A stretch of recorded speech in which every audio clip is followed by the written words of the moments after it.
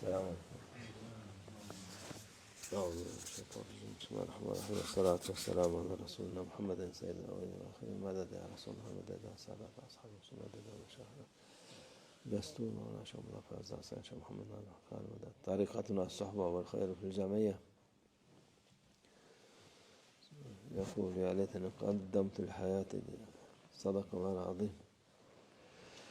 Sağ diyor, keşke hayatımı değerlendirseydim diyor.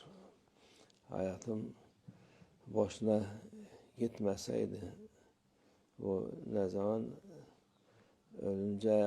Öleceği vakit insan yaptıklarını,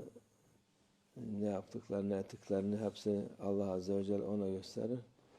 O da keşke bu hayatımı boşuna harcamasaydım der. Bu hayat Allah rızası için olması lazım. Olunca hayatın kıymeti olmuş olur. O olmayınca boşuna yaşamış olur. Hiçbir şey kazanmaz. Kazanmadan üstüne de bir hayli günahla gider. Hayat nedir? Hayatın kıymeti Allah yolunda olmaktır. Allah yolunda olan hayatını kazanmıştır. Ötekisi şimdiki dedikleri bazen çoğu şey saçma sapan konuşurlar. Bu zamanın insanları hiçbir şeye doğru dürüst şey yapmazlar. Nasıl olsa bir defa geliyoruz hayata, bu hayatımızı de şey yapalım, eğlenelim, bu şey yapayım, eğlenip kendimizi sevindirelim, öyle boşuna geçmesin. Bu öldü, ölsün o. Biz onu, hayat kısadır. Hayatımızı oyun eğlenceyle geçirelim. Ondan sonra da şey yaparım. Bir şey kazandık gibi zannederler. En sonunda da bakarlar ki hayatlarını boşuna harcamışlar.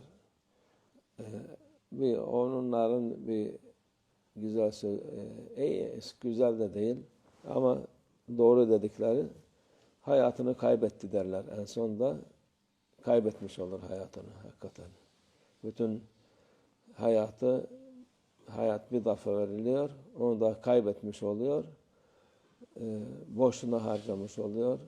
Üstüne de bir hayli günahla öteki tarafa gidiyor. Ondan sonra da orada keşke ben bunu yapmasaydım diye artık onun geçmiş olsun. Hayat Allah yolunda olanın hayatıdır. Hayat odur. Öteki türlü hayat değil. Hiçbir şey değildir o.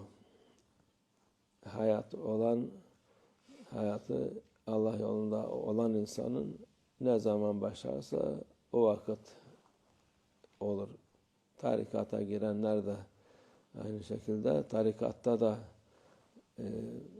yükselmek var, daha yükseğe gitmek var.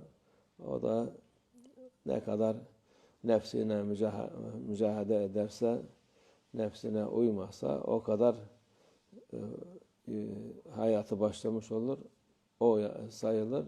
Hayat tabi ibadet ettiği vakit gene hayatı olur da nefsini yenen insan o vakit daha değişik. Mübarek meşayihlerden işte birisiyle gelmiş, ona işte müritler kaç yaşında da diyor, işte müritlerim mezarladır demiş, gidip bakalım, bakmış, Allah Allah, birine 6 aylık yazıyor mezar taşında, birini bir sene, birisi 2 sene, birisi 5 sene, en çok 10 sene. Allah'ın senin müritler hepsi çocuk muydu, bebek miydi dedi. Yok dedi. Bunlar nefislerini ne zaman yendiyse ondan sonraki ömürleridir bunlar. Yaşlarıdır. Öteki türlü bunlar her birisi 50, 60, 70, 80 yaşlarında insanlardı ama nefislerini bu kadar zaman yenebildiler. Onlar da bu tarikatın hayatında bu kadar sayılır. Ama Allah indinde Allah yolunda olan o tabi onların da makbuldur. Ama bunların daha yüksek mertebe. Çünkü tarikata girmek nefsini öldürmektir. Nefsini yenmektir. O vakit hayatları insan adam rical denilen insanların şeyine girmiş oldular. Onlar da ne kadar olduysa orada o mezar taşlarını yazmış. Onun için hayat kaybedilecek şey değil, kazanılacak şeydir. Hayatını çok kaybedenler var. Hayatını kaybedenler.